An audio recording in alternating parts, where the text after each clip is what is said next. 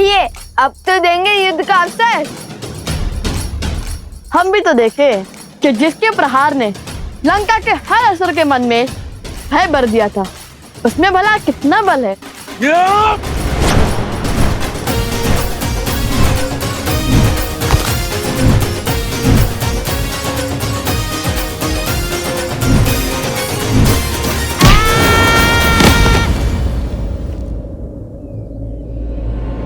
खुश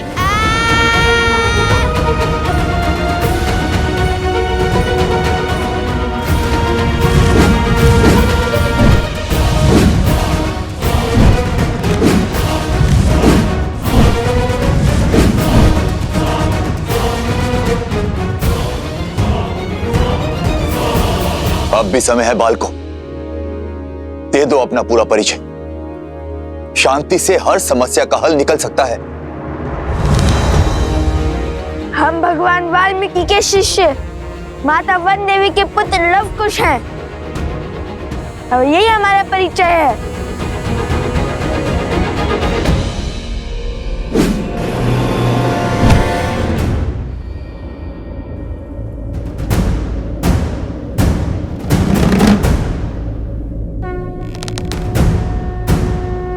चल जा।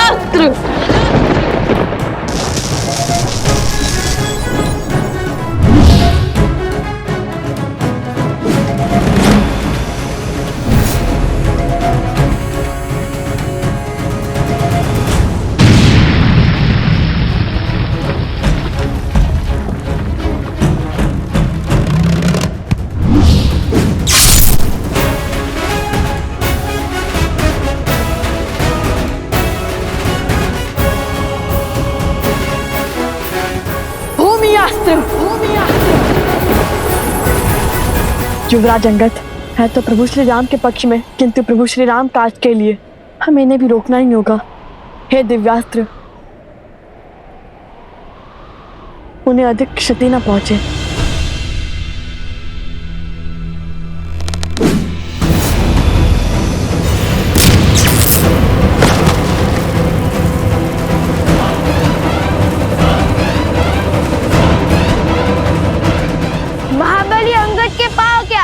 वो स्वयं संतुलन खो बैठे। आपकी बारी आ गई है महाराज विभीषण।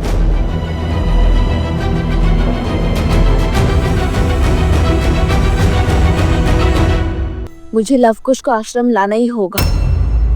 आप सब यहीं रुकिए, वो यहीं आसपास ही होंगे। नहीं वन देवी, मैं आपके साथ चलता हूँ। नहीं अवत्सरा, मैं किसी का जीवन संकट में नहीं डाल सकती। मैं अकेले ही जाऊंगी।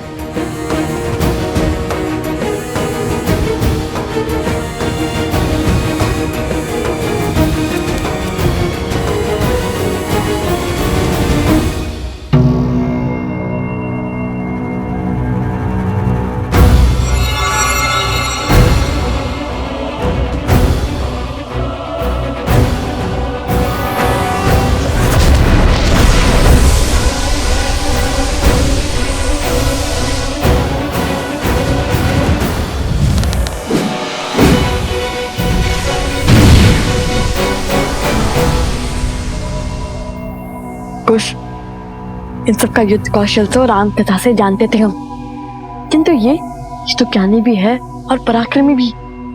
इनके युद्ध कौशल से तो अनभिज्ञ है हम।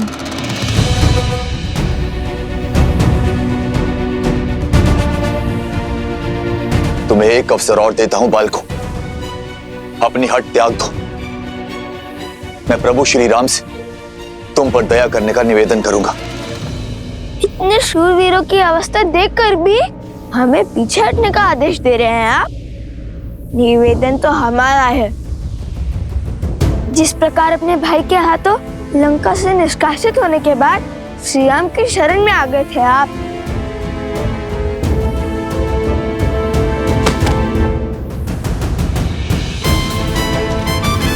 इसी प्रकार हम भी आपको युद्ध का विकल्प त्याग कर महाराज राम तक युद्ध का प्रस्ताव पहुंचाने का अवसर देते हैं। आप तो सबसे ज्ञानी हैं और नारायण के भक्त भी हैं, विवेक से काम लीजिए। जाइए और श्री राम को हमारा संदेश दीजिए।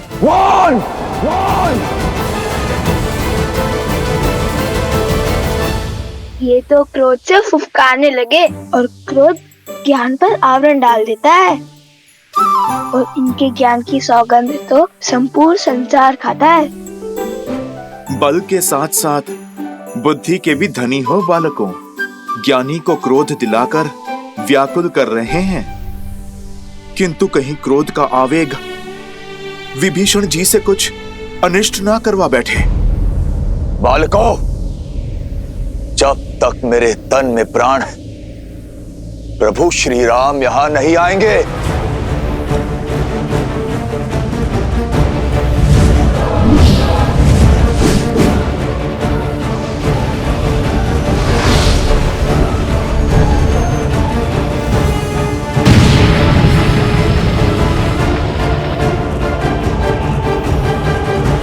युद्ध टालने का हर संभव प्रयास किया मैंने,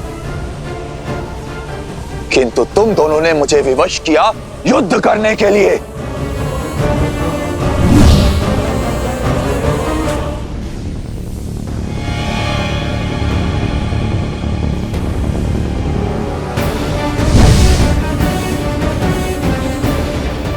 कहाँ गया? दिखाई भी नहीं दे रहा है।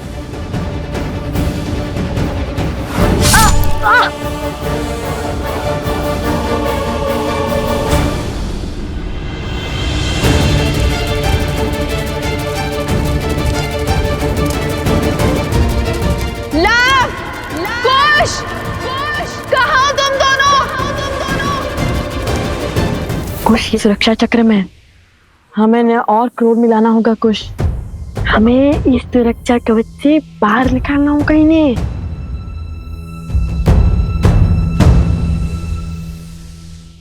अरे भैया, तनिक सा गाँव ही तो है। मैं ना कहता था महाराज विभीषण के पास इन छोटे मोटे अस्त्रों के अतिरिक्त और कुछ नहीं है। इनके भाई ने भी इसलिए निकाल भार दिया इन्हें। अब महान धनुधर श्री राम और लक्ष्मण के समक्ष धनुष उठाने की क्षमता तो इनमें होगी ही नहीं। इन तुच्छ अस्त्रों से कौन सा युद्ध जीतेंगे? यदि इनमें इतना सामर्थ्य होता तो लंकेश इन्हें यूं जाना थोड़ी ना देते। सावधान! वो दंडी बालकों, दंडी बालकों, तुम्हें लगता है मैं धनुष नहीं उठा सकता? ऐसे मेरे नहीं, आप ही के मुख से निकला है महाराज।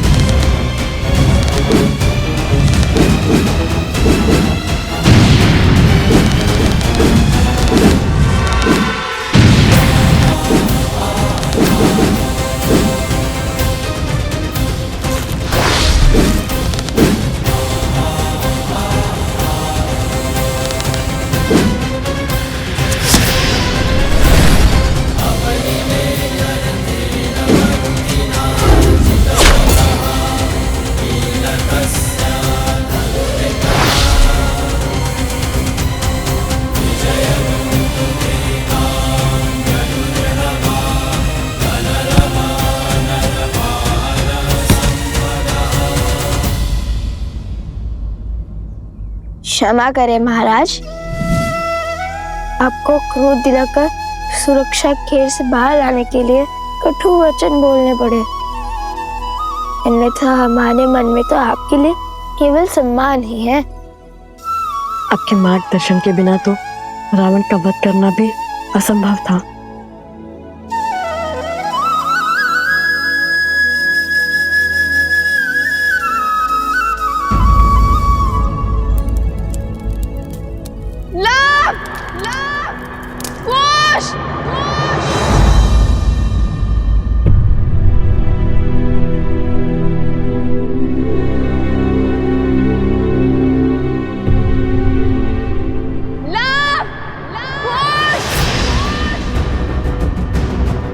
माता, माता, माता?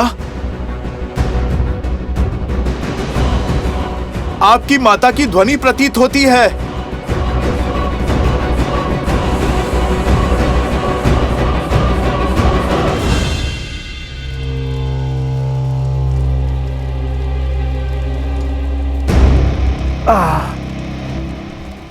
एक श्लोक में इतनी शक्ति कि कुछ शब्दों ने हमारी माया को तोड़ दिया।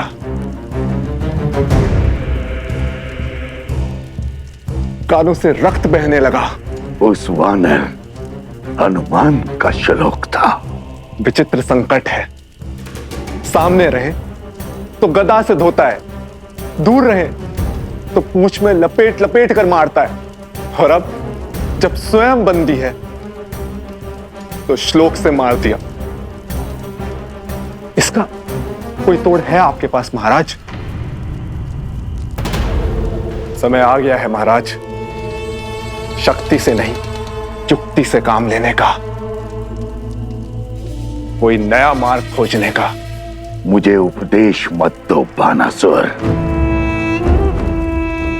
क्या लगता है इन छलिया देवताओं को कब तक सीता की डाल बन के रहेंगे? भूल है ये उनकी भी और तुम्हारी भी। बहुत हुआ लुक्का छुपी का खेल, अब सीता का वध मैं स्वयं करूंगा।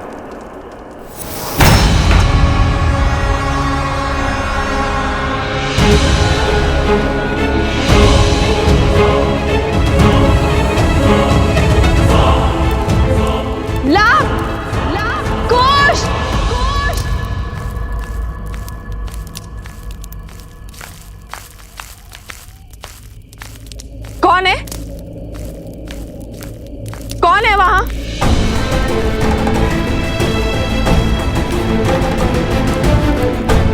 लवकुश, तुम दोनों यहाँ क्या कर रहे हो? और बार बार यूं आश्रम के बाहर क्यों चले जाते हो? जानते हो ना बाहर कितना संकट है। माता शांत, हम तो केवल खेल रहे थे यहाँ पर, किंतु आप इतनी चिंतित क्यों हो रही है? ये क्या है? क्या हुआ ये ला? वो कुल्हाड़ी से चोट आ गई थी तनिक सी। समझ गई, तुम दोनों लकड़ियां काट रहे थे ना?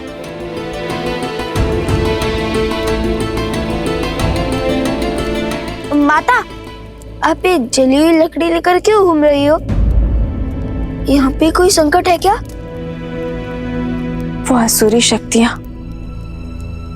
आश्रम के भीतर नहीं आ सकती, और जब तक उनसे लड़ने का कोई मार्ग ना खोज ले तब तक तुम दोनों आश्रम के भीतर ही रहोगे। ऐसा क्या हो गया माता? आश्रम के बाहर अनाज भंडार में अग्नि लग गई थी।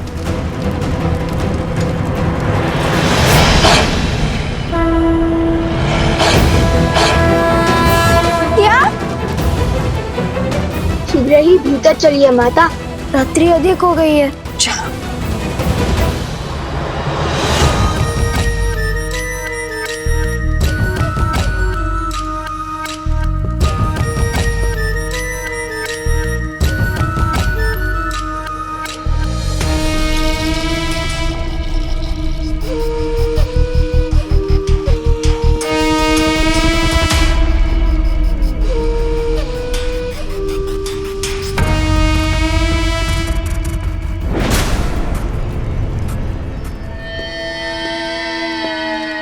राक्षसों के महान नेता सहस्त्रमुख रावण को बहन शूर्पणखा का प्रणाम।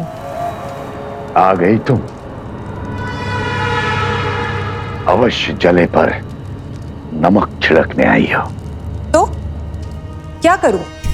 और कोई मार्ग है असुरों के सोए हुए पुरुषार्थ को जगाने का? अपने पुत्र की मृत्यु के अश्रु अभी थमे तक नहीं थे कि भैया की मृत्यु का दृश्य देखना पड़ा, और उसके पश्चात राक्षसों का संपूर्ण साम्राज्य समाप्त हो गया। असुरों का राजा वो भेदी विभीषण राम के तलवे चाट रहा है, और आप राम और सीता के नाम की माला तक नहीं तोड़ पाए। अरे उन्हें चोट पहुंचाने के स्थान पर स्वयं चोट खा रहे हैं।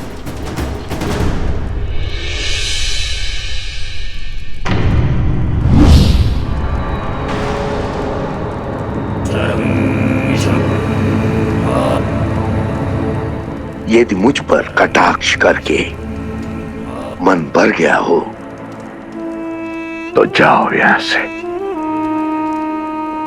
मैं तो चली जाऊंगी,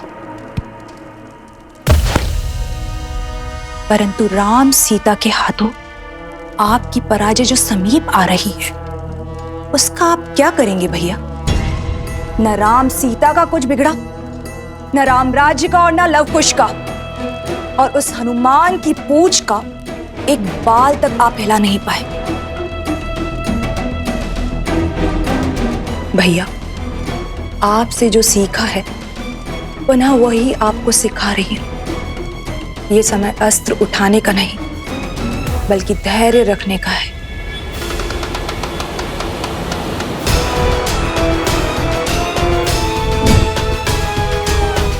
राम के भीतर लवकुश के विरुद्ध अग्नि भड़क चुकी है भैया, परंतु क्या उसके मन में उन बालकों के लिए इतना क्रोध है कि उस अग्नि से उन दोनों बालकों को जलाकर भस्म कर दे? श्री राम श्री राम श्री राम श्री राम श्री राम श्री राम श्री राम श्री राम।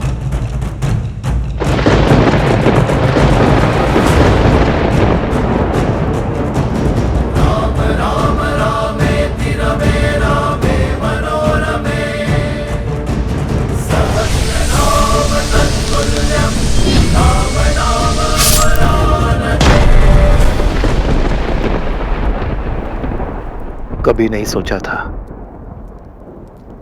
कि इस धनुष को दोबारा उठाना पड़ेगा, किंतु अब अयोध्या के गौरव के लिए इस धनुष को उठाना अति आवश्यक है।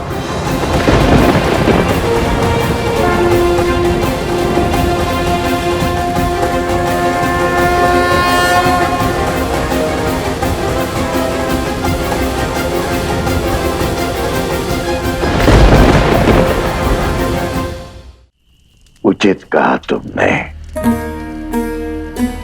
अब तक मेरा ध्यान कहीं और था, इस विषय पर विचार ही नहीं किया मैंने।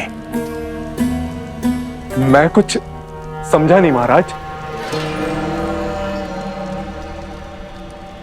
भैया, मैंने राम को युद्ध में अनेकों असुरों का अंत करते हुए देखा है भैया। यदि उसके समक्ष अधर्म का शीश उठता है तो उसका क्रोध अनियंत्रित हो जाता है, और राम के क्रोध को हमें बढ़ाना होगा भैया। कुछ ऐसा करना होगा जिससे वो चाहकर भी अपने पग पीछे ना ले पाए, और हम चुपचाप बैठकर राम परिवार के अंत का और रघुवंशी के हाथों रघुवंश की समाप्ति का आनंद उठाएं।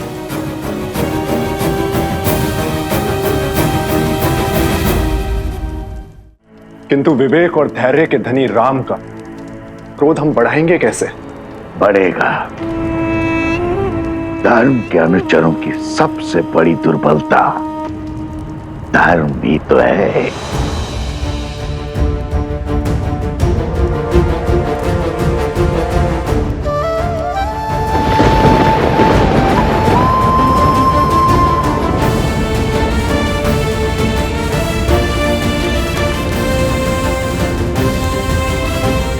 आओ राम, आओ, स्वागत है तुम्हारा।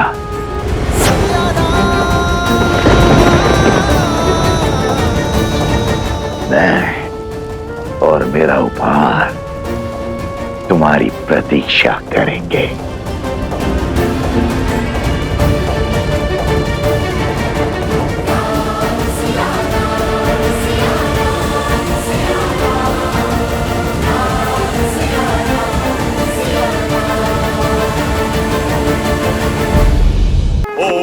इष्ट देवताभ्यो नमः स्वाहा। ओम कुल देवताभ्यो नमः स्वाहा।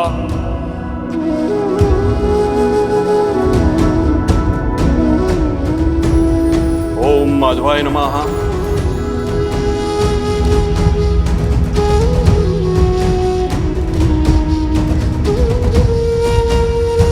अश्विनस्य शीते पक्षे तार्कोदये स कालो विषयो ये सर्वकार्यार्थ सिद्धये।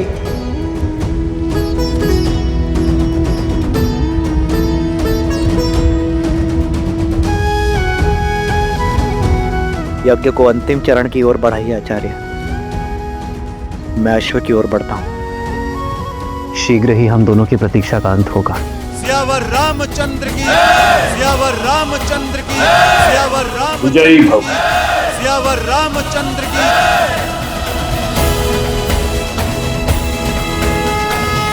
भैया, हनुमान जी ने सज रहने का निर्देश दिया है। अब हम स्वयं लड़ने जा रहे हैं अयोध्या के राजा श्री रामचंद्र से। हाँ, और इससे श्रेष्ठ हो भी क्या सकता है। आज हमें हमारे हर प्रश्न का उत्तर मिल जाएगा। सच हो कुश, क्योंकि श्री राम और लव कुश के बीच द्वंद्व होने वाला है।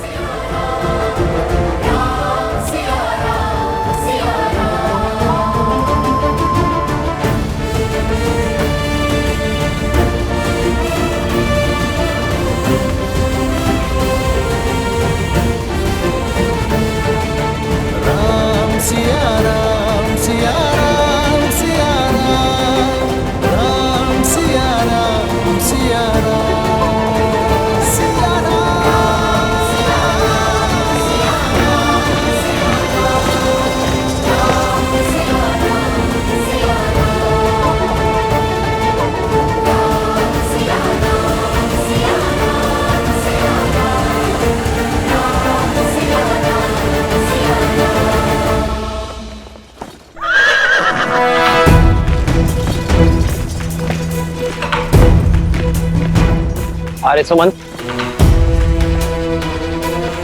रथ को उस ओर बढ़ाइए। जी महाराज।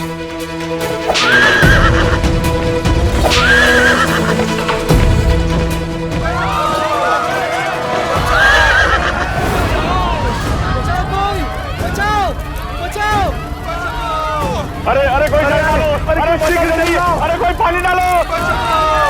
बचाओ, बचाओ। पुत्र तुम कहाँ हो?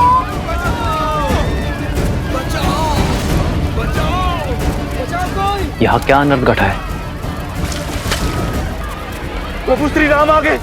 हमारी रक्षा कीजिए महाराज, हमारा सब कुछ उजड़ गया है। मेरा पुत्र। अरे सुमंत, इनकी सहायता कीजिए और सैनिकों से कहिए पहले इनकी पीड़ा दूर करें। सैनिकों, शीघ्र अतिशीघ्र ग्रामवासियों की सहायता कीजिए। आइए। मेरे पुत्र को कोई बचाओ, मेरे पुत्र को कोई बचाओ। उठो बालक।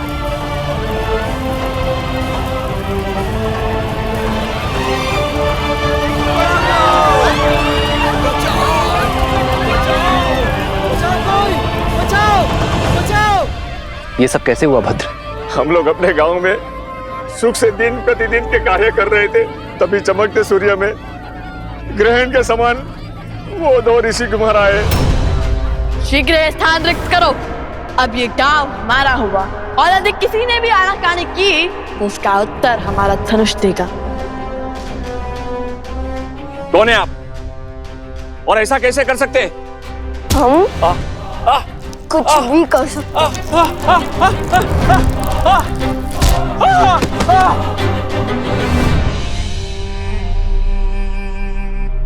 जानते नहीं, हम तुम्हारे महाराज के सभी भाई भरत, लक्ष्मण, शत्रुघ्न को हराने वाले महावीर हैं हम।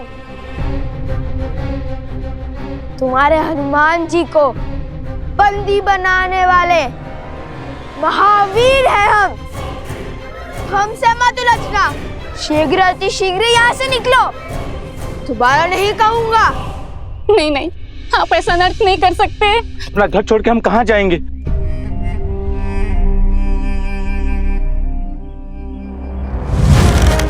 कहा था ना, दोबारा नहीं कहूंगा।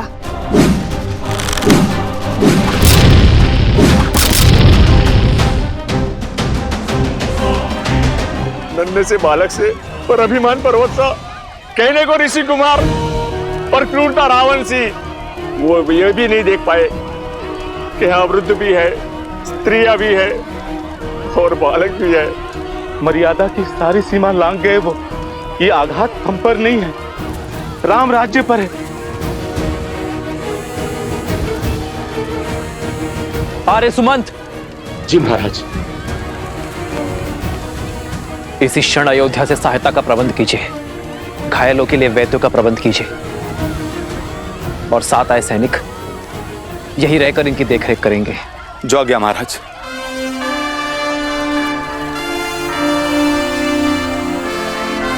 आप सभी निश्चिंत रहिए, राजा राम की कल्पना को सार्थक होने से कोई नहीं रोक सकता। उन बालकों को दंडित अवश्य किया जाएगा। स्वयं राम उन्हें दंडित करेगा। श्री रामचंद्र कृपालु भजु मन हरण भव भय दारुणम्। श्री राम राम राम श्री राम।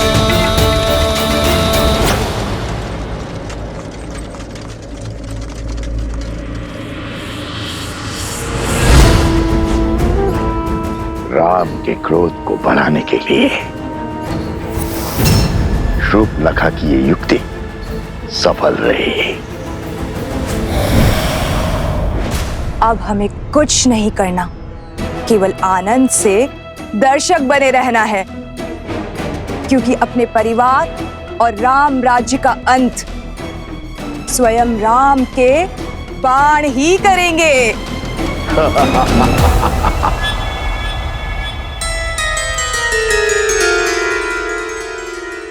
भैया, ये द्वारपाल कहाँ से आ गए? अरे वो माता का आदेश है ताकि कोई भी आश्रम से बिना अनुमति के आ जा ना पाए। अब हनुमान जी के पास कैसे जाएंगे?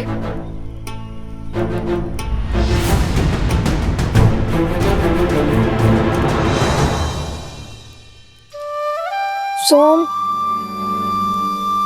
तुमने हमें भयभीत कर दिया। मुझे लगा माता ने हमारी सारी बात सुन ली। तुम इतने चिंतित क्यों? तुम दोनों ने एक एक करके सबको घायल कर दिया। अब तो स्वयं श्री राम आएंगे। हाँ तो आने दो, धर्म को भला किसका भय? धर्म नहीं अधर्म है ये। अपने ही जमाता से युद्ध कैसे संभव है? कहाँ खो गए सोम? भय भय लग रहा है। अगर श्री राम ने तुम दोनों के विरुद्ध अपनी शक्तियों का उपयोग कर लिया तो हम निडर होकर उनके हर प्रहार का सामना करेंगे। और तुम इतना घबरा क्यों रहे हो? अरे ऐसे घबराओगे तो हमारा कार्य कैसे पूर्ण करोगे? कार्य? मेरा इसमें क्या कार्य?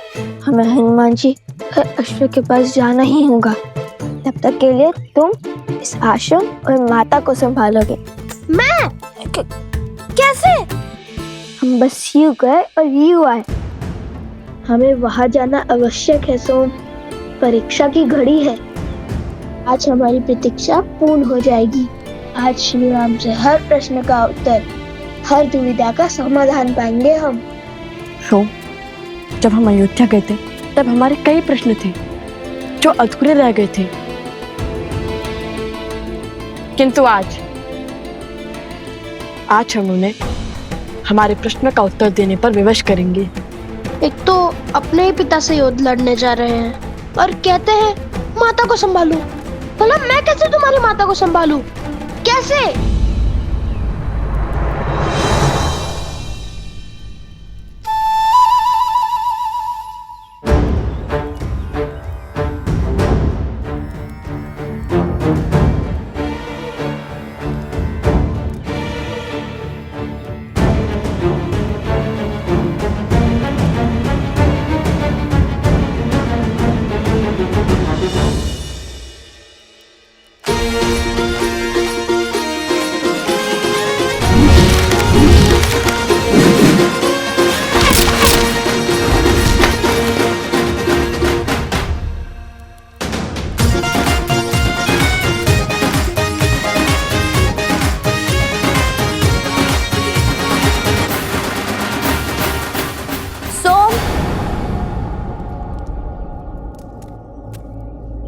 तुम्हें और लवकुश को वन देवी ने स्मरण किया है, शीघ्र अंदर आओ।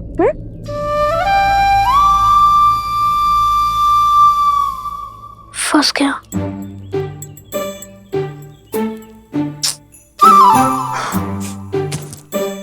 सारे संकट के कार्य मुझे सौंपकर सदा अंतर ध्यान हो जाते हैं ये दोनों। अब क्या कहूंगा वन देवी से?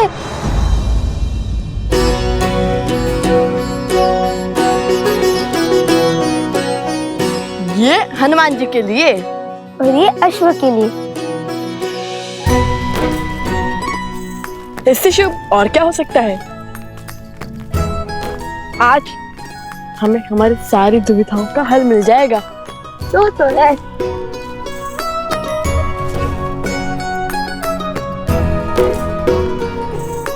हनुमान जी, हम आ गए। आपको भूख लगी होगी ना, हम आपके लिए स्वादिष्ट फल भी लाए हैं। हनुमान जी, हनुमान जी, क्या हुआ?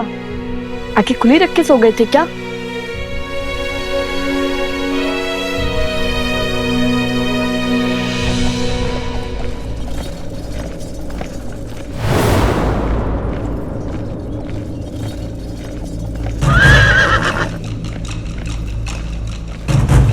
प्रभु श्री राम श्री राम श्री राम श्री राम श्री राम श्री राम श्री राम श्री राम।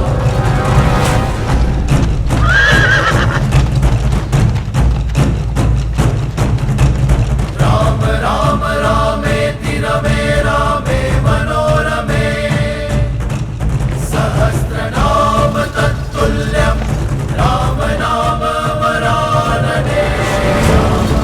श्री राम श्री राम श्री राम श्री राम श्री राम श्री राम श्री राम।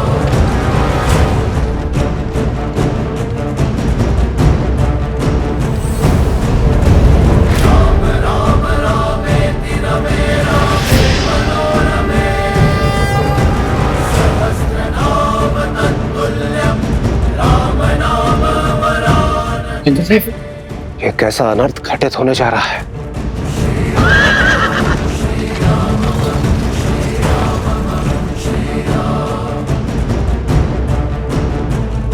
रघुवंश का भविष्य और रघुनंदन आमने सामने होंगे। ये अनर्थ होगा महादेव। कहीं धर्म का ये पथ किसी अनिष्ट को आमंत्रण ना दे दे। आप वहां जाइए महादेव और रोकिए इस युद्ध को। लवकुश अबोध बालक है, श्री राम की क्रोध अग्नि का सामना नहीं कर पाएंगे। ये रामायण है देवी। श्री राम का आयन उनके जीवन का मार्ग है। भला इसमें महादेव कोई बाधा कैसे उत्पन्न कर सकते हैं? माना कि समस्या अत्यंत गंभीर है, परंतु उतनी ही आवश्यक भी, क्योंकि यही भविष्य में जाकर रामायण के प्रश्नों का उत्तर देकर उसे संपूर्ण रामायण बनाने वाली है। रही बात हमारी, तो हम तो इसमें केवल मूक दर्शक मात्र हैं। अंततः नियति वही पथ लेगी देवी जो स्वयं हरि चुनेंगे, क्योंकि हरि अनंत, हरि कथा अनंता।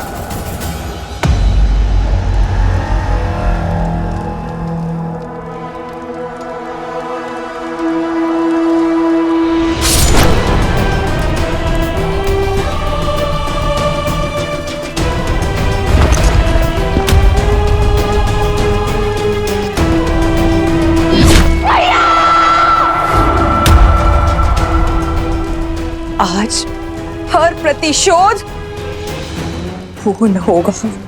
जिस धनुष से मेरे भ्राता दशानंद रावण का अंत हुआ, आज वही धनुष रघुवंश के भविष्य का अंत करेगा, वो भी स्वयं राम के हाथों।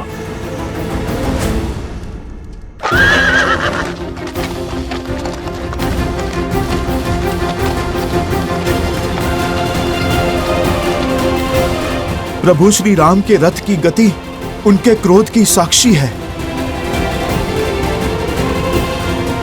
पीछे हट जाइए बालकों, यही धर्म का मार्ग है, न्याय की रीत है।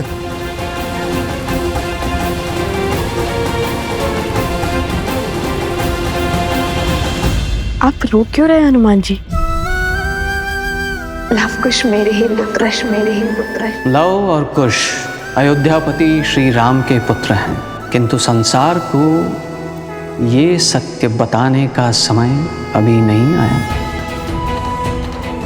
अब क्यों चिंता करते हैं? जो भी होगा हम उसका डट कर सामना करेंगे। और इस क्षण की तो कब से प्रतीक्षा थी हमें। अब वो समय आ गया है। ये समय भयभीत होने का नहीं, स्वागत करने का है। हमें तो ज्ञात था नियति एक ना एक दिन मोड़ अवश्य लेगी। आपको आपके किए का भान नहीं है। जो घट रहा है उसकी आपको समझ नहीं है। ये युद्ध नहीं होना चाहिए। मुझे अनुभूति हो रही है प्रभु कितने क्रोधित हैं। धर्म और न्याय के विनाश का सूचक है ये युद्ध।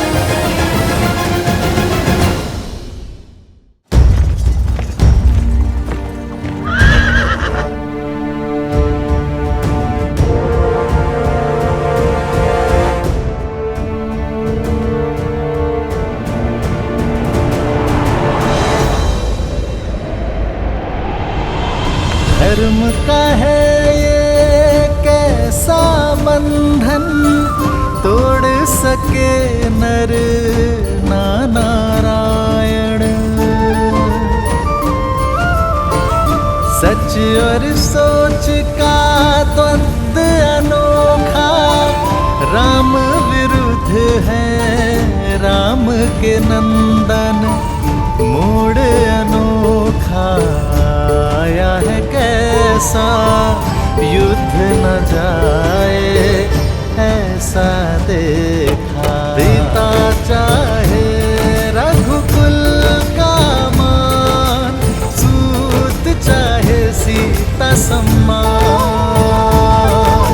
भावों का ये है विचित्र संग्राम, जाने न सीता जाने न राम।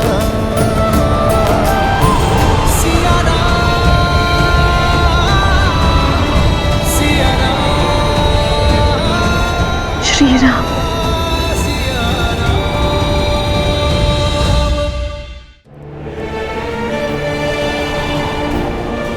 श्री राम।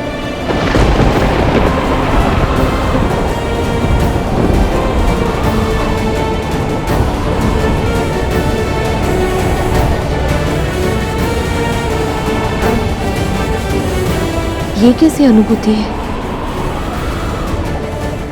क्यों ऐसा लग रहा है कि आप समीप हैं?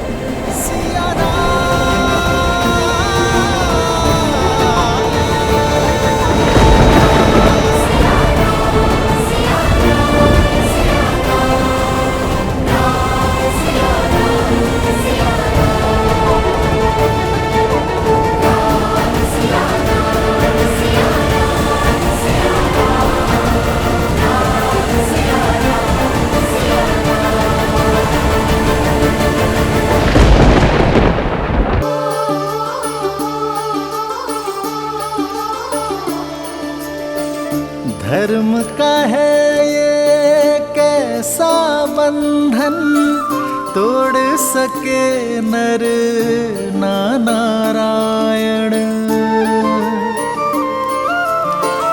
वृक्ष की शाखा बनी है कुल्हाड़ी, शत्रु रची बड़ी योजना। ये कैसी अनुभूति है? सिंह हुआ सिंह रक्त का प्यासा, शत्रु ने फेंका कैसा पासा। सरल नहीं कर्तव्य का पालन, ज्ञान यही देती रामायण। मौन हनुमान जानकी अनजान, देव चकित क्या होगा परिणाम। राम सिया राम सिया राम।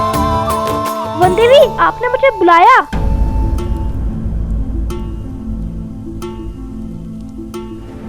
हाँ, बुलाया था। लवकुश कहाँ है? वो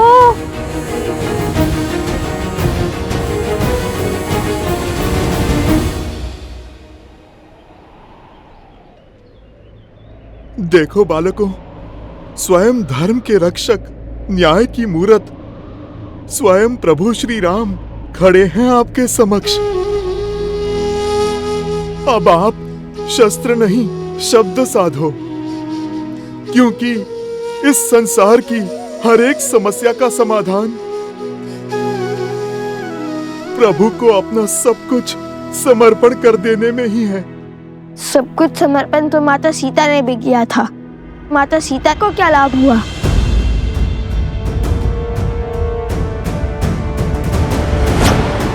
नहीं,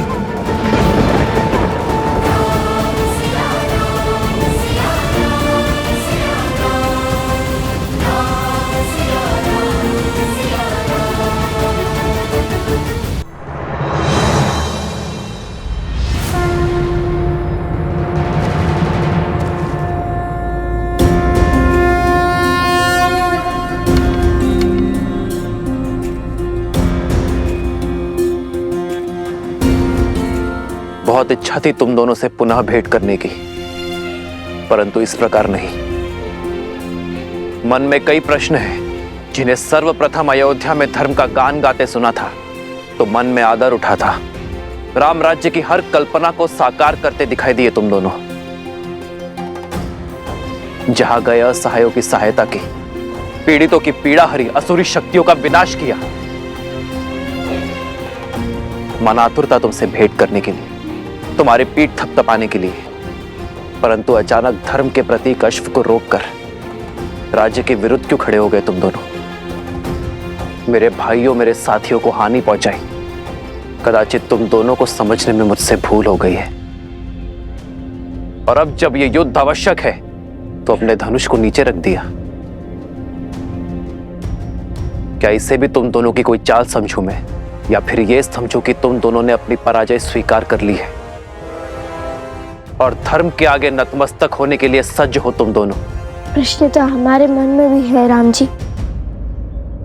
जिन्होंने रावण का वध कर संसार को तारा, देवी अहिल्या को मुक्त करके समाज का उद्धार किया, जिसने मर्यादा का पाठ पढ़ा, मर्यादा पुरुषोत्तम बने, श्री राम के आगे शीश झुकाना ही धर्म है, शस्त्र उठाना नहीं। हम जानते हैं हम कदाचित आपसे कभी नहीं जीत पाएंगे।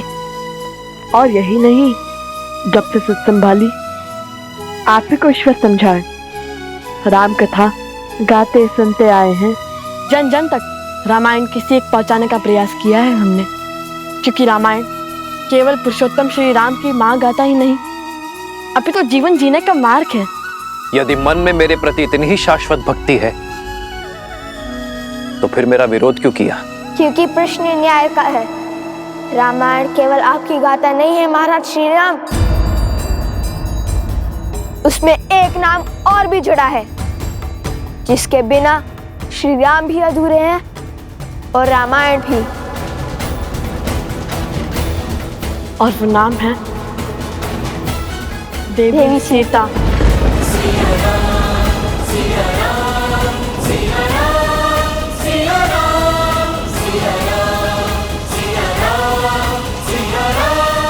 सीता, हमारा उद्देश्य आपसे युद्ध करना नहीं, बल्कि अपने प्रश्नों के उत्तर पाने का है।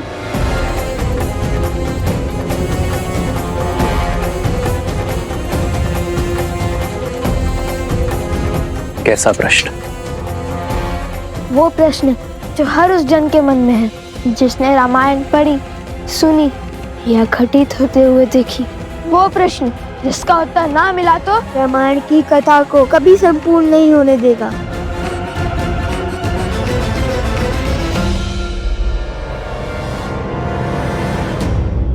प्रश्न क्या है? प्रश्न क्या है? आपने माता सीता का परित्याग क्यों किया?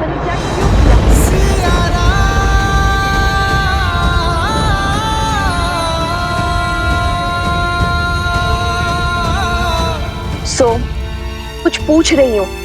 कहाँ है लवकुश? और प्रसूता से तुम्हें लवकुश के साथ आने का संदेश भिजवाया था। तुम यूं अकेले क्यों आ गए? ऐसी कौन सी बात हो गई माता जो हम तीनों को साथ में बुला लिया? मुझे बताइए, मैं आपका संकट हल कर देता हूँ। संकट की बात नहीं, भोजन की बात है। खीर बनाई है, तुम तीनों को भाती है ना? चलो चलकर खा लो। भोजन? और वो भी खीर? अरे भोजन ही तो कारण है हमारे बिच्छू का। मैं तो लवकुश के साथ ही था, पहले इसीलिए आ गया ताकि भरपेट खा सकूं। आप एक कार्य कीजिए माता, आप पहले अपने इस पुत्र को खिला दीजिए। सदा तो तुम उनके साथ भोजन करने की हट करते हो, किंतु आज खीर की लालच में मित्रता भूल गए। भूख तो हर समझ भुला देती है माता, वैसे भी उन्हें समय लगेगा। समय लगेगा? क्यों? ऐसे कौन से कार्य में व्यस्त है वो दोनों? वो लवकुश, श्री राम। श्री राम? श्री राम कथा, श्री राम कथा माता। रामायण को और विस्तार से समझने का प्रयास कर रहे हैं। रामायण को समझने का प्रयास? किंतु वो दोनों तो रामायण का एक एक शब्द समझते हैं और संसार को भी समझाते हैं। अकस्मात ऐसा क्या हो गया कि उन्हें रामायण को विस्तार में समझने की आवश्यकता पड़ गई? वो क्या है ना माता, श्री राम माता सीता लौटने के बाद जो घटा उसी को लेकर उनके मन प्रश्नों से भर गए हैं। बस उसी का उत्तर जानने का प्रयास कर रहे हैं। तुम दोनों ने प्रभु के दर्शन किए?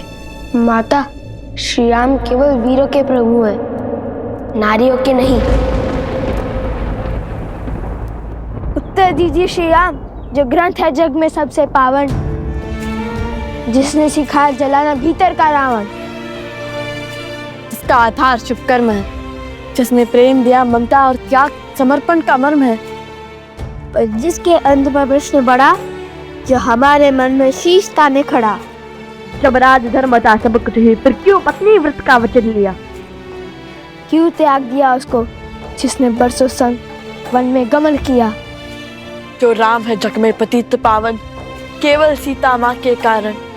जो पतित का सीता को त्यागा, तो क्या उस राम में भी बसा है एक गुण रावण का? कहिए, क्यों छोड़ दिया आपने अपनी पत्नी को? क्या घटा था ऐसा जिसके कारण आपको ये निर्णय लेना पड़ा? ये व्यक्तिगत निर्णय है। तुम्हारे इस प्रश्न का उत्तर देना नहीं देना ये मेरा निर्णय है। उसका निर्णय जिसका फल पूरी स्त्री जाति पर प्रभाव डाल सकता है, वो व्यक्तिगत नहीं होता। आपको उत्तर देना ही होगा।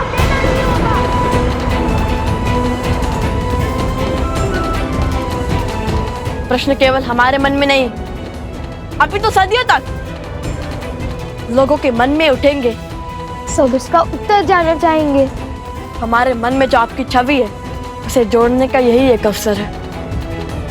प्रभु श्री रामचंद्र के भाल पर ये तिलक नहीं, कलंक समान है। कलंक तो अवश्य रहेगा ये सदियों तक।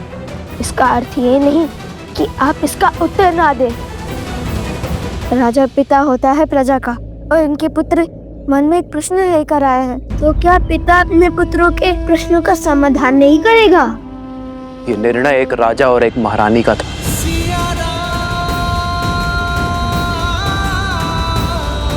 हम दोनों का था।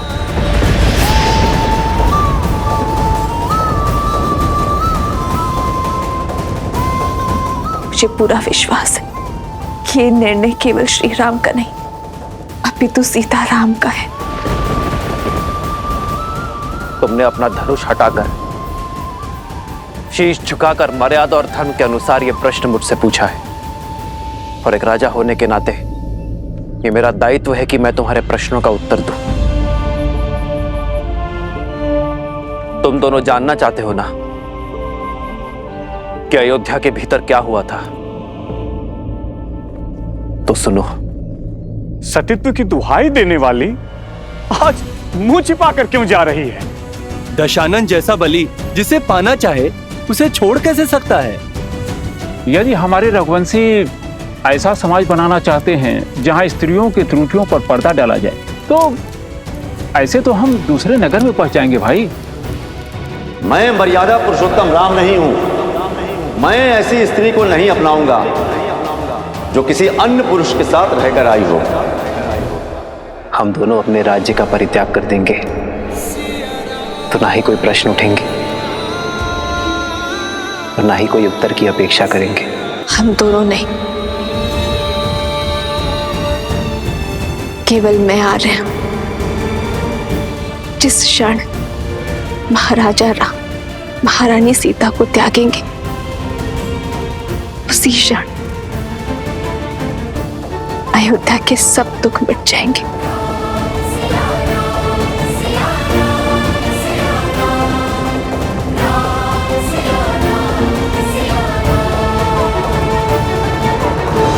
मिल गया तुम्हारे प्रश्नों का उत्तर?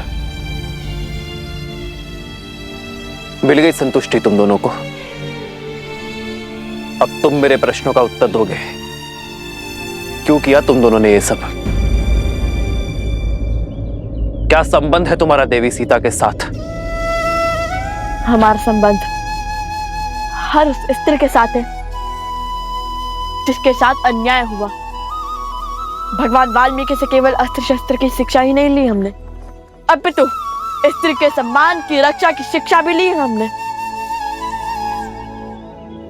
अब जब तुम्हें अपने प्रश्नों का उत्तर मिल गया है तो अपना हट छोड़ धर्म की स्थापना में मेरी सहायता करो और उस अश्व को मुक्त कर दो। हाँ पुत्रों, अश्व प्रभु को लौटा दो। अब तो आपके मन का हर संदेह मिट गया ना?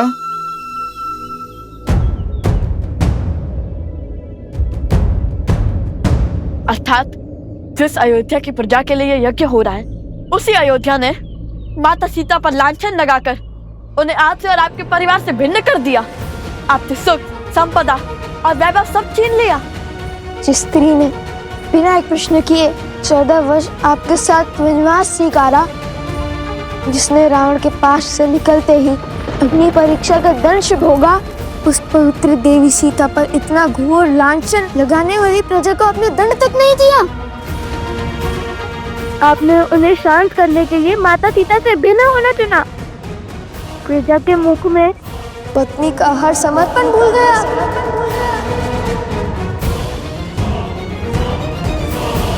एक राजा का धर्म प्रजा की रक्षा करना होता है, उनके संदेह को दंडित करना नहीं। राजा का धर्म उसकी प्रजा को उचित मार्ग पर ले जाना होता है, उन्हें अपराधी बनाना नहीं। स्वीकार लिया कि अद्भुत है चाचा राम और उनका न्याय, किंतु क्या कर्तव्य की डोर केवल अयोध्या के राजा राम से बंधी थी, माता सीता के पति से नहीं? वो वन वन भटकती फिर रही होंगी, आप महलों में रहने वाले, रथों पर चलने वाले। क्या आपको देवी सीता का दुख का आभास नहीं हुआ? लवकुश, मेरे प्रभु से बात शब्द साध कर करो। आधा ज्ञान सबसे घातक होता है। आधा ज्ञान? अरे अपनी आंखों पर से भक्ति की पट्टी हटाइए हनुमान जी। पट्टी तुम्हारी आंखों पर है। जो मैंने देखा है वो ना आपने जाना है और ना ही अयोध्या की प्रजा ने। अपना राजा होने का दायित्व निभाते हुए माता सीता के पति होने की भागीदारी से विमुख नहीं हुए हैं मेरे प्रभु श्री राम।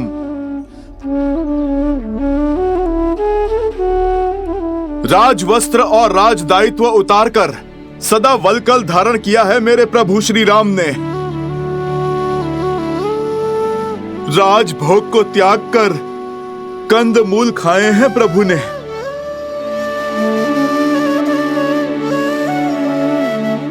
कोमल शैया छोड़कर कृषा पर सोए हैं मेरे प्रभु श्री राम। मेरे प्रभु के लिए तो ये राजवस्त्र कांटों के समान है। उनका सुख तो उसमें है जो वलकल उन्होंने 14 वर्षों तक माता सीता के साथ पहने हैं। प्रभु का सुख तो माता सीता की स्मृतियों में है।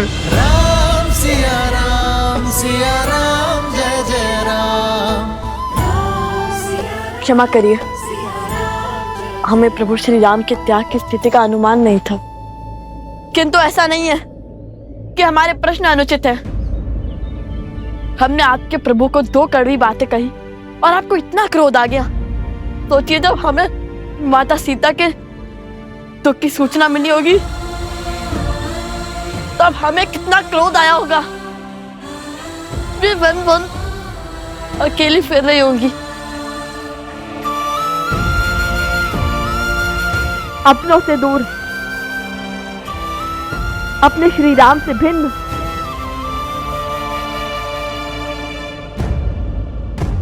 कृष्ण अभी वही है, प्रजा के साथ न्याय करते करते अपनी पत्नी के साथ अन्याय क्यों?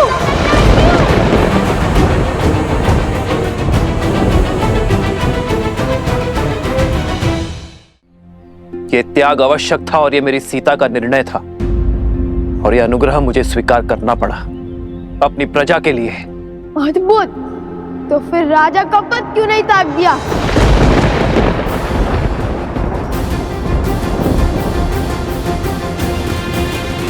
इच्छा यही थी, पर मेरी सीता ने मुझे स्मरण करवाया कि मैं उस कुल का वंशज हूं जहां प्राण देकर भी वचन निभाया जाता है। और मैं अयोध्या के सिंहासन को अपनी निष्ठा का वचन दे चुका था।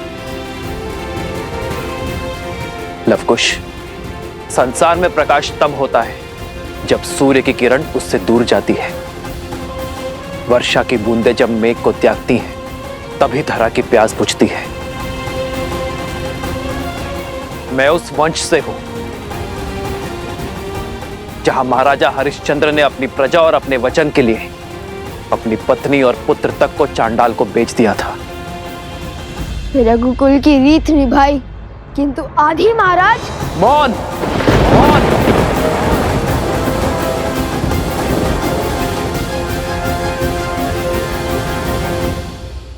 मौन रहने से आपकी भूल छुप नहीं जाएगी महाराज।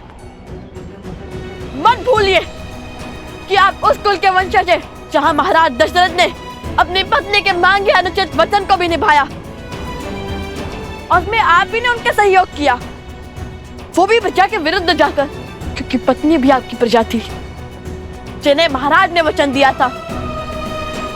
जब आपने रावण की लंका पर चढ़ाई की, इसलिए नहीं कि प्रश्न आपकी पत्नी का था, इसलिए क्योंकि ये अयोध्या की प्रजा के मान पर प्रहार था।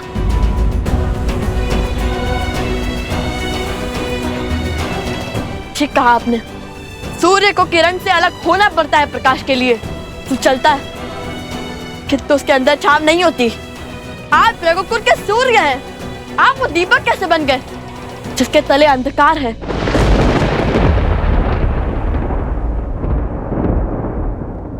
मेरी सीता का त्याग जिसने ना जाना, उसने राम को संपूर्ण जाना ही नहीं।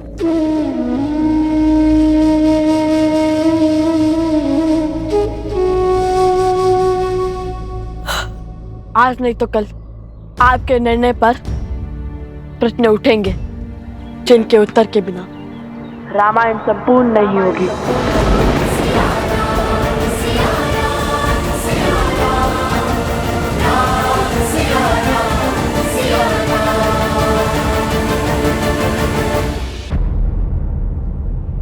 आज नहीं तो कल आपके निर्णय पर प्रश्न उठेंगे जिनके उत्तर के बिना रामायण संपूर्ण नहीं होगी।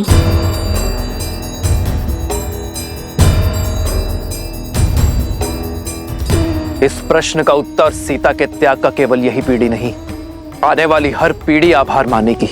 जिस आने वाली पीढ़ी की आप बात करते हैं, वो पीढ़ी माता सीता के मुख से इस त्याग की कहानी को सुनना चाहती है। ढूंढिए माता सीता को, उन्हें स्वीकारिए। माता सीता का स्थान कोई स्वर्ण मूर्ति नहीं ले सकती। सीता यहां नहीं आ सकती। तुम दोनों अब ये वाद विवाद छोड़ दो और अश्व को मुक्त कर दो। उद्दंडता की भी सीमा होती है। उद्दंडता की सीमा तो अयोध्या की प्रजा ने पार की थी। उसने जिसके लिए आपने त्याग किया, जिसके कारण एक निर्दोष नारी को अपना पति, अपना परिवार और घर छोड़कर जाना पड़ा। मौन, मौन।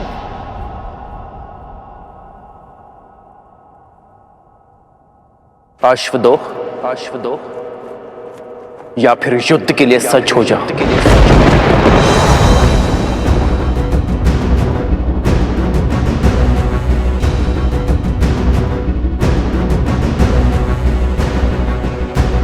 यदि आप माता सीता को खोज कर नहीं लाएंगे, उन्हें पुनः नहीं अपनाएंगे, तो हम भी अश्व नहीं छोड़ेंगे। स्वर्ण की मूर्ति रख देने से प्रेम सिद्ध नहीं हो जाता। माता सीता के हाथों आहुति दिलवाकर कीजिए रामायण संपूर्ण, अन्यथा उठाइए अस्त्र। हम युद्ध के लिए सज्ज हैं।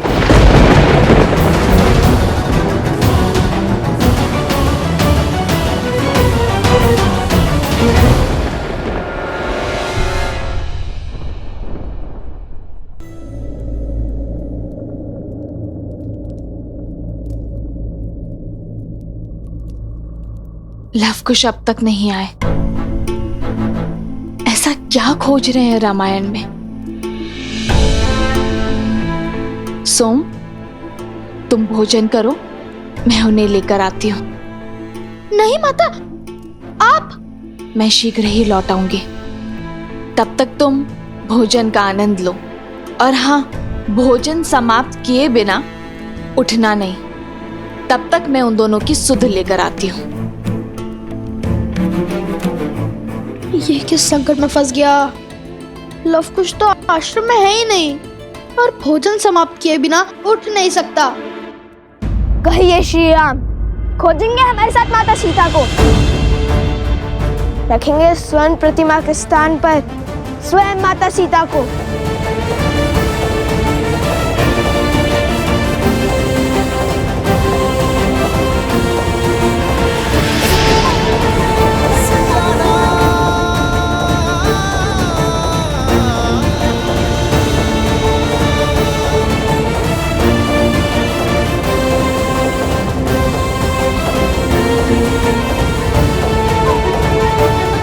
मैं तुम दोनों को क्षमा कर सकता हूं, बिना युद्ध के इस अश्व को लेकर जा सकता हूं, किंतु जो शस्त्रहीन और दुर्बल पर वार करते हैं वो क्षमा के नहीं, मेरे दंड के भागी होते हैं।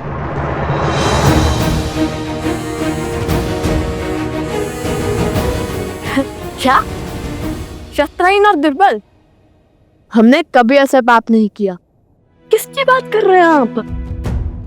संदेह था मुझे, परंतु विश्वास का पलड़ा अधिक भारी था मेरे मन में कि वो दिव्य ऋषि कुमार ऐसा नहीं करेंगे। परंतु कथनी और करनी में अंतर दिख रहा है मुझे। मैं तुम्हारे पाप का दृश्य देखकर आया हूं। लज्जा से नेत्र झुक गए मेरे। अपनी शक्ति का प्रदर्शन करने के लिए तुम दोनों ने पूरे गांव को भस्म कर दिया।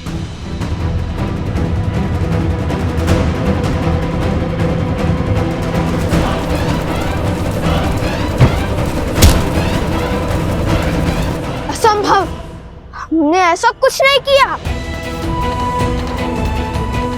झूठा दोष मढ़ रहे हैं आप हम पर। धर्म के पथ पर चलने वाले लवकुश को अधर्म के संस्कार नहीं दिए वन देवी ने। प्रभु, मुझे भी इन पर पूरा विश्वास है। ये दोनों ऐसा घोर अपराध नहीं कर सकते। इनके चरित्र और संस्कार ऐसे नहीं है प्रभु।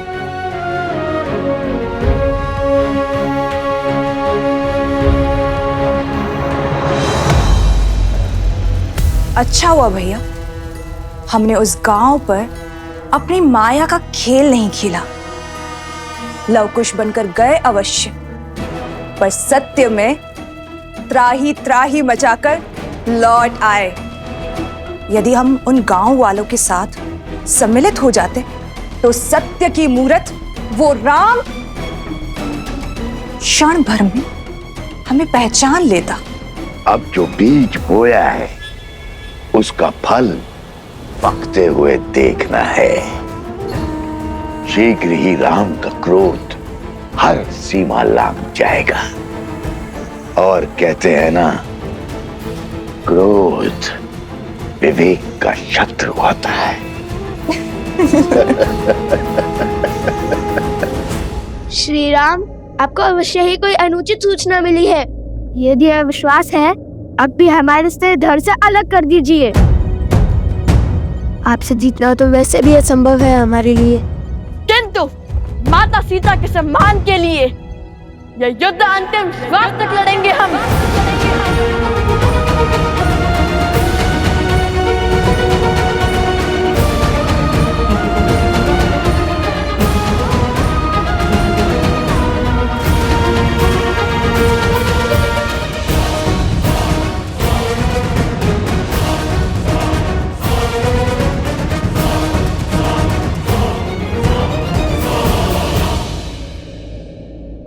युद्धारंभ होने से पूर्व मेरी एक अंतिम बात और सुन लो। व्यक्ति का जीवन उस पर उसके माता पिता का ऋण होता है। मैं नहीं चाहता कि तुम उनकी अनुमति के बिना, उनकी जानकारी के बिना ये युद्ध लड़ो। जाओ और जाकर अपने माता पिता और अपने परिजनों से मिलकर आओ। कदाचित तुम्हारे माता पिता तुम्हें समझा पाए, तुम दोनों को अपनी भूल का आभास करवा पाए। कौन है तुम्हारे पिता? कौन है?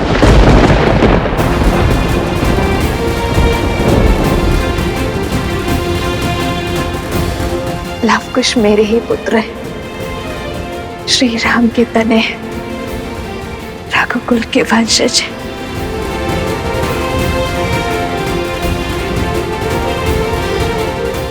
क्या योद्धा के लिए उसके कुल का नाम होना आवश्यक है? हमारी माता ही हमारे पिता हैं।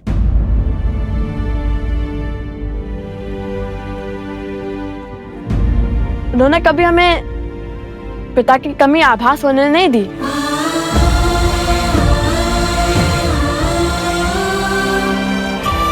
मैं किसी के कुल पर प्रश्न नहीं उठा रहा, पर क्या तुम दोनों की माता को तुम्हारे इस कर्म का ज्ञान है? नहीं।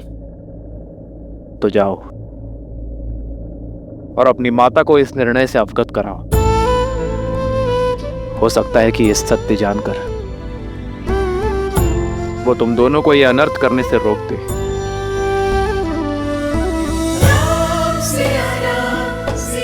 जाओ बालकों।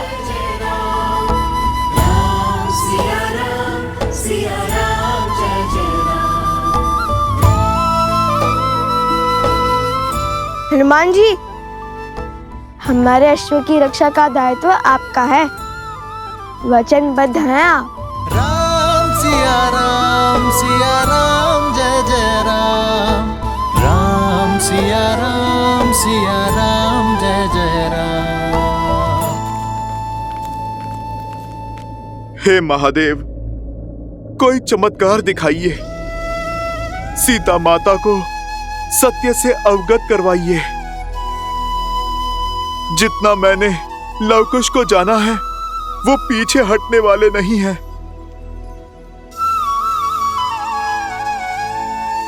महादेव, अब तो आपके ही अंश श्री राम भक्त हनुमान ने गुहार लगाई है। आप तो नियति का खेल बदल सकते हैं ना। सीता को सत्य का ज्ञात कराइए, अन्यथा एक पिता अपने पुत्रों के अंत का कारण बन जाएगा। ये तो आप भी जानते हैं ना कि लव और कुश श्री राम से नहीं जीत पाएंगे। यदि ये युद्ध हुआ तो श्री राम लव कुश को मार देंगे। महादेव, आप मौन क्यों हैं? कुछ कीजिए महादेव। अरे माता, कहाँ चल रहे हैं आप? बाहर संकट है, आपने तो कहा था। हाँ, वो मैं। आप तो लवकुश को खोजने निकली थी ना? हाँ। कहाँ है लवकुश? अरे हाँ, वो तो अध्ययन कक्ष में है ना, रामायण के अध्ययन में। मैं उन्हें देखकर आती हूँ। हाँ, वही होंगे, और कहाँ जाएंगे?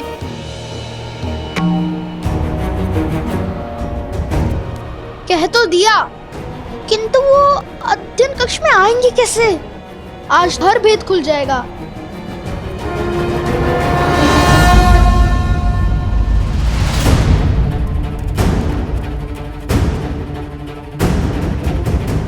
लवकुश,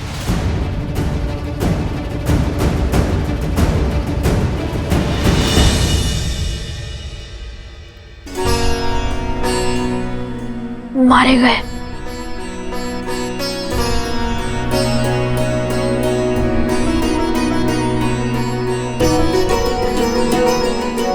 बच गए, किंतु क्या ये माता के अंतिम दर्शन है? कहाँ है लवकुश? अरे हाँ, वो तो अध्ययन कक्ष में है ना। मैं उन्हें देखकर आती हूँ।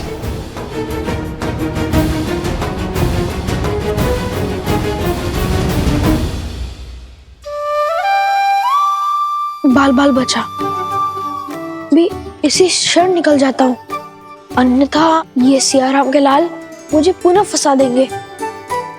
क्या बात है, आज इस समय रामायण अध्ययन का विचार कैसे आया? रामायण रामायण तो एक भाव है माता, कभी भी खर कर जाता है। मन में जो प्रश्न व्याकुल किए हुए थे, उन्हें का उत्तर ढूंढ रहे थे। कैसा प्रश्न? जिस निर्णय ने मर्यादा पुरुषोत्तम प्रभु श्री राम पर लांछन लगाया, उन्हें कलंक का भागी बनाया, राम सिया को भिन्न किया, और आप इतने विश्वास के साथ कैसे कह सकती है माता कि इस निर्णय में माता सीता की भी सहमति थी? यह निर्णय माता सीता का ही था। राम सीता का त्याग नहीं कर सकता। किंतु राम सीता का त्याग नहीं कर रहा है। महाराजा राम को महारानी का त्याग करना होगा। हम दोनों अपने राज्य का परित्याग कर देंगे तो ना ही कोई प्रश्न उठेंगे और ना ही कोई उत्तर की अपेक्षा करेंगे। हम दोनों नहीं, केवल मैं आ रहा हूं, जिसने रामायण को ध्यान से पढ़ा है, उसके हर एक शब्द को समझा है, उसे इतना भान तो होना ही चाहिए। रामायण जैसे महाकाव्य को पढ़कर भी जो श्री राम और सीता को ना समझ पाया, तो वो तो अभागा हुआ ना। जो श्री राम पर संदेह करते हैं, वो ये भूल जाते हैं कि श्री राम ने जो भी किया वो अपने दायित्व के निर्वहन के लिए किया, एक राजा होने का कर्तव्य निभाने के लिए किया। सिया राम एक दूसरे से दूर हुए तो समाज के कल्याण के लिए, जैसे जब पहली बार उन दोनों का साथ छूटा, तब संसार ने रावण जैसे पापी दुष्ट से मुक्ति पाई। और यदि इस बार उन दोनों ने अलग होने का निर्णय लिया है, तो इस धरती से रावण रूपी सोच का अंत करने के लिए लिया है। इस संसार में स्त्रियों और पुरुषों का स्थान एक समान करने के लिए किया है। अलग हुए नारियों को समान अधिकार दिलाने के लिए। जो रामायण की पवित्रता पर संदेह करते हैं, वो अभागे हैं, अबोध है। उन्हें श्री राम के संपूर्ण अयान को समझने की आवश्यकता है, जो समय आने पर स्वयं ज्ञात हो ही जाएगा। कदाचित आप उचित कह रही हैं माता। तो क्या आपके कथन का अर्थ है कि माता सीता और प्रभु श्री राम अब कभी नहीं मिलेंगे?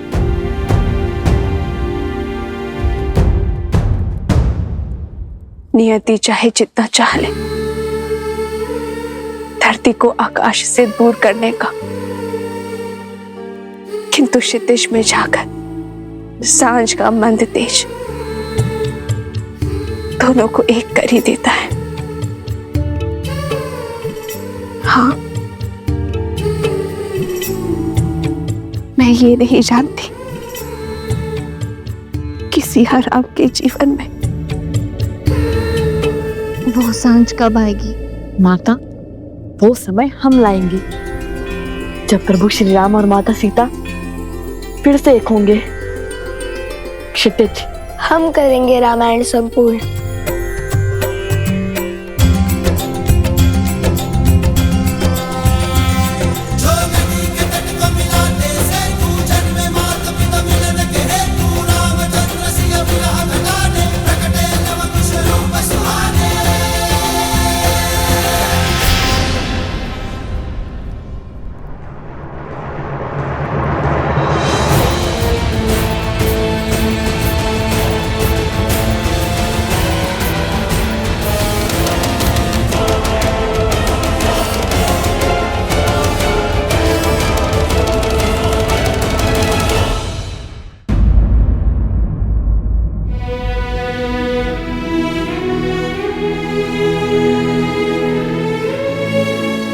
नहीं प्रभु, मैं वचनबद्ध हूं प्रभु।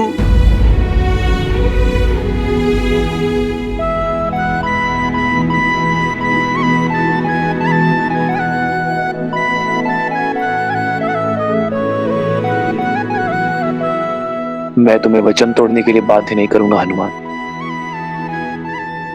लगता है एक राम भक्त को दूसरे राम भक्त से अधिक मोह हो गया है, या कदाचित भक्त के मन में भी विद्रोह ने जन्म ले लिया।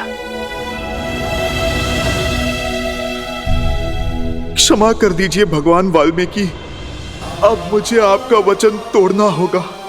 मुझे हर पाप का दंश स्वीकार है, किंतु पिता के हाथों पुत्र की मृत्यु होते देखने का महापाप नहीं।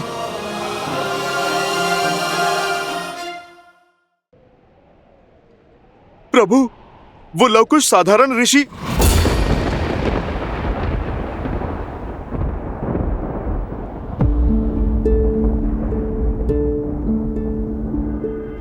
मैं सब समझ गया। अब और कुछ कहने की आवश्यकता नहीं है। वचन से बंधे हो इसलिए अब तक मौन थे, तो अब भी कुछ मत कहो हनुमान। इस संसार में वचन से बड़ा और कुछ नहीं। किंतु प्रभु, आपका जानना आवश्यक है। प्रभु, वो बालक यहाँ है। हम लौट आए।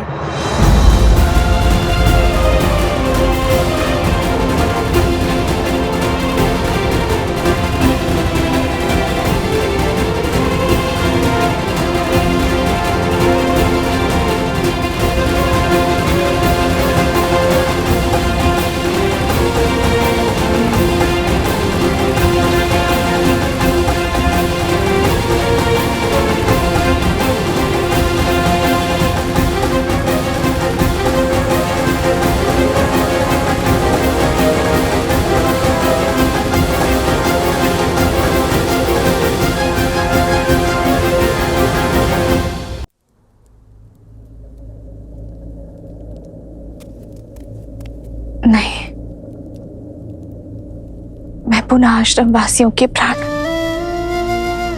संकट में नहीं डाल सकती। मुझे अकेले ही जाना होगा।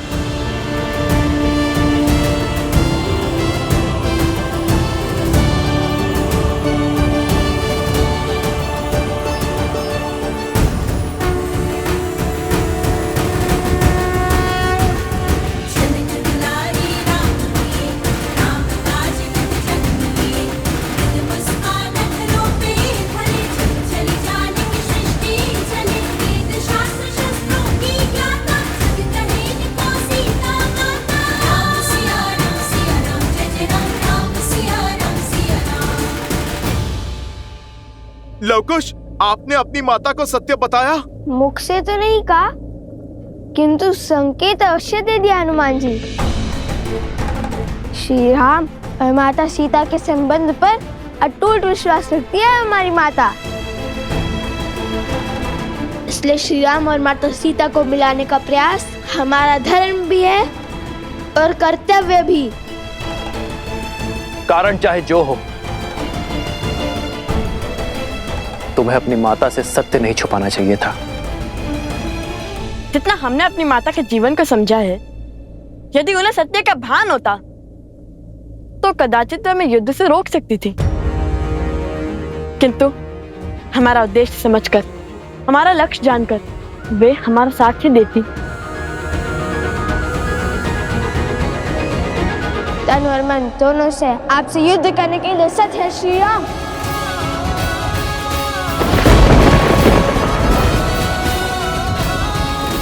अश्व पकड़कर जो चुनौती ली है, उससे पीछे नहीं हटेंगे लवकुश।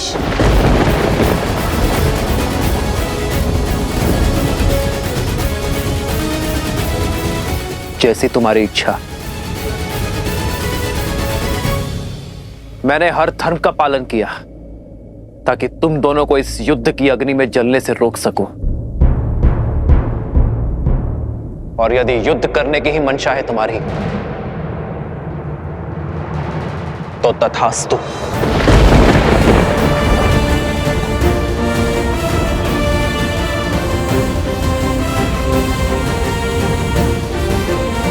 माता, कहाँ हैं आप? पुत्र और पिता दोनों एक दूसरे पर शस्त्र तानने को तत्पर हैं। आ जाइए माता और रोक लीजिए इस विनाश को।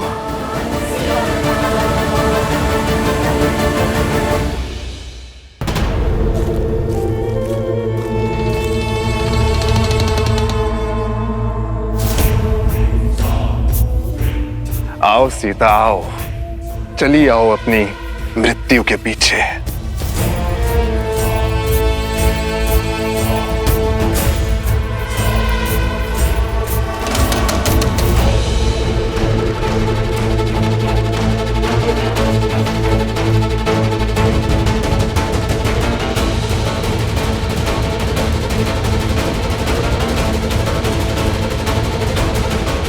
ये भक्षण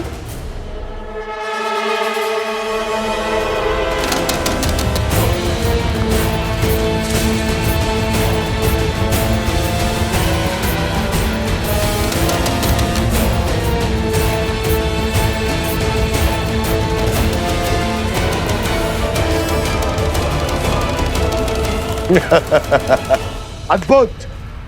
शक्ति को युक्ति से काटा है तुमने शूर्पणखा। क्या योजना बनाई है सीता को राम और लवकुश के युद्ध से दूर ले जाने की। सीता का आश्रम में वास इस युद्ध में बाधा डाल सकता था, और अब हम हार का भार नहीं उठा सकते हैं भैया। अब जब राम लवकुश पर अस्त्र चलाएगा और जब लवकुश उसके वार का प्रतिकार देंगे, और तब उस क्षण का साक्षी समस्त त्रिलोक बनेगा।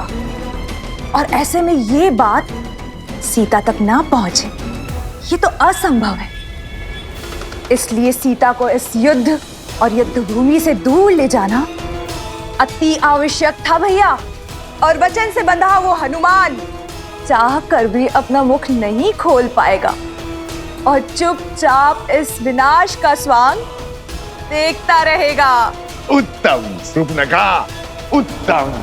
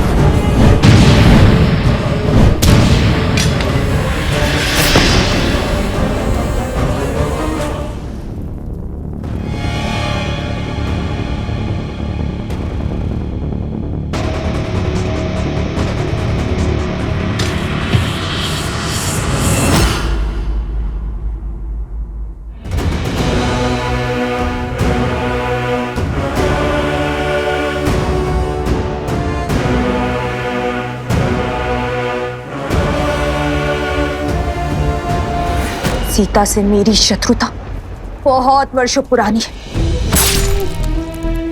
बहुत गहरे घाव दिए हैं उसने मुझे।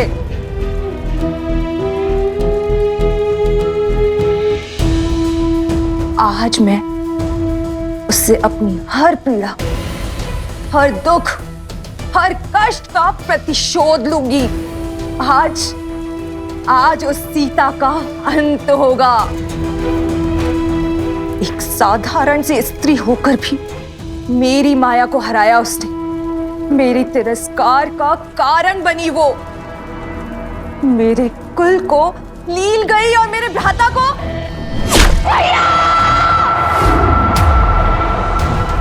और मेरे भ्राता का काल बनी। किंतु आज मैं उन सब का प्रतिशोध लूंगी। आज उसकी मृत्यु के साथ हमारी इस शत्रुता के अध्याय का भी अंत होगा।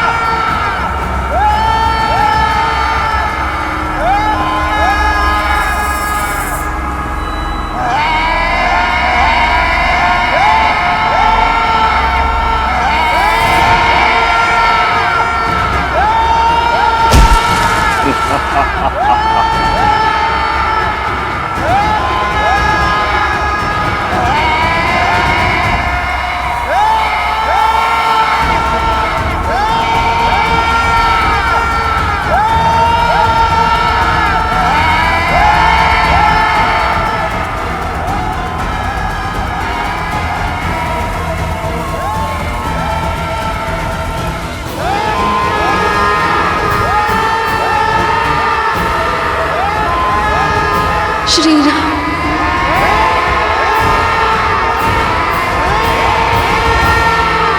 आज हमारी चाल केवल राम सिया की नहीं बल्कि समस्त रघुवंश का अंत कर देगी। रघुवंश के विनाश का शंखनाद हो चुका है भैया।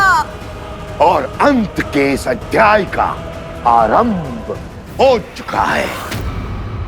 रघुकुल ने सदा ही ऋषि मुनियों के हर कार्य को सिद्ध किया है। उनके पूजा पाठ को सुरक्षा का कवच दिया है। रघुकुल का एक भी तीर किसी ऋषि के विरुद्ध नहीं चला है। किसी मुनि के तन को छलनी नहीं किया है। और यदि मैं राजा होकर यह युद्ध लड़ूंगा तो न्याय की हानि होगी।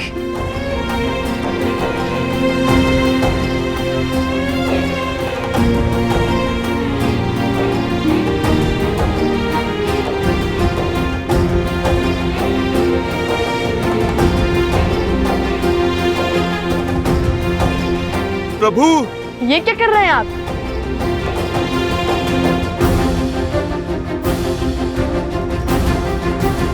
राजा के आभूषण उसकी पहचान होती है, आप ये क्यों उतार रहे हैं? राजा, तुम्हारी दृष्टि में जो अपराधी है वो राजा राम नहीं, सीता का पति राम है। और एक पति का सीधा संबंध उसकी पत्नी के साथ होता है। जिसकी पत्नी वनवासी है, श्रृंगार और आभूषण धारण नहीं करती, तो तुम्हारे प्रश्न और प्रहार का उत्तर देते हुए ये पति भी ये आभूषण धारण नहीं कर सकता। और दूसरी बात, शास्त्रों के अनुसार एक राजा का ऋषि कुमारों से युद्ध करना वर्जित है, किंतु ऋषि कुमारों में द्वंद्व संभव है। तो इसलिए आज ये राजा राम कुछ समय के लिए अपना राजसी रूप त्याग कर एक वनवासी की भांति युद्ध लड़ेगा। श्री राम श्री राम श्री राम श्री राम श्री राम श्री राम श्री राम श्री राम। ना पिता को सत्य का भान है और ना ही पुत्रों को। पिता को ये नहीं पता कि वो अपने ही वंश को लील रहे हैं, और पुत्रों को ये आभास नहीं है कि वो जिन पर बाण ताने खड़े हैं वो उनके ही पिता है। कदाचित सत्य का ज्ञान इस युद्ध को टाल सकता है। कम से कम ये प्रयास तो कीजिए कि सत्य उन तक पहुंच सके। सत्य उचित समय आने पर ही सबके समक्ष उजागर होता है देवी, और जो समय से पूर्व ही सत्य को सबके सामने लाने का प्रयास करता है वो नियति के लक्ष्य में बाधा उत्पन्न करता है। आवश्यक नहीं कि समय सदैव आपके पक्ष में हो, क्योंकि सत्य और समय कभी साथ साथ होते हैं तो कभी भिन्न। श्री राम और लवकुश के मध्य होने वाले इस युद्ध को भी स्वयं समय ने ही चुना है। स्वयं समय ने ही साक्षात नारायण को इस दुविधा में डाला है कि वो इस परीक्षा की घड़ी का सामना करे। ये द्वंद्व आने वाली पीढ़ियों को ये संदेश देगा कि परीक्षा की घड़ी आने पर, दुख की घड़ी आने पर उससे लड़ा नहीं जाता, उसे काटा जाता है। और सीता, उनका क्या महादेव? वो तो सूर्पनखा और सहस्त्र रावण के पाश में फंसी है। कहीं जो काम शक्ति नहीं कर पाई वो युक्ति ना कर दे। नहीं नहीं महादेव, सीता को कुछ नहीं होना चाहिए।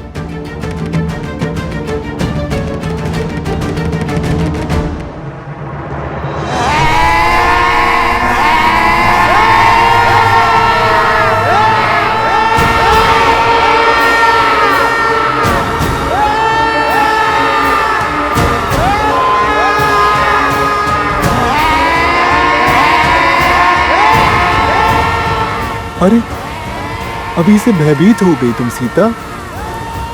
अभी तक तो तुमने विध्वंस का दंश झेला ही नहीं है।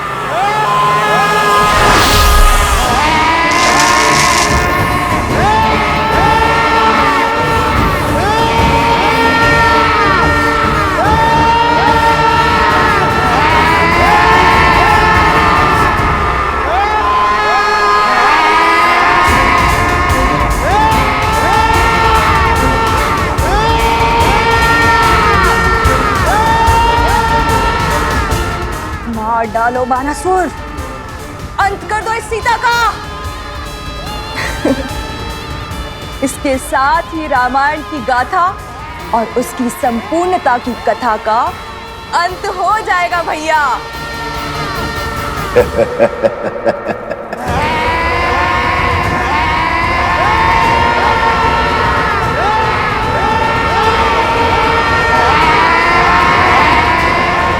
ये दीवारें तो मेरे समीप आ रही है। हे गौरी माँ, मुझे अपनी शरण दे, मेरी सहायता कीजिए गौरी माँ।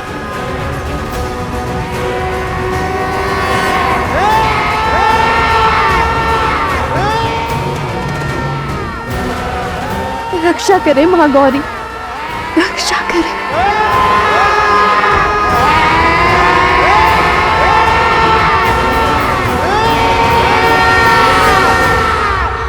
महादेव, महादेव, अब मेरी पुकार हो रही है।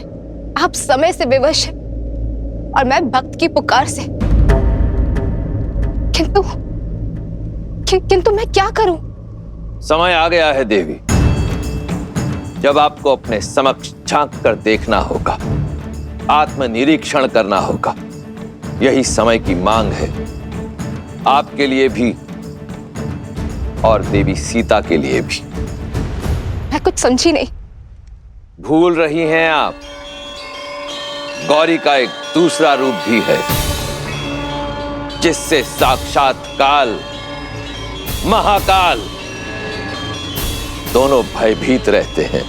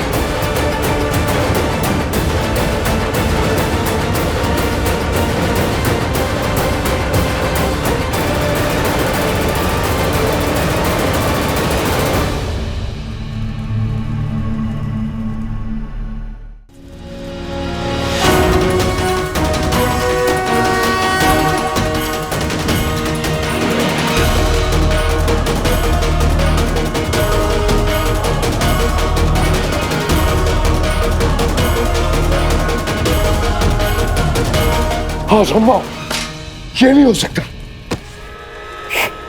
ये नहीं हो सकता।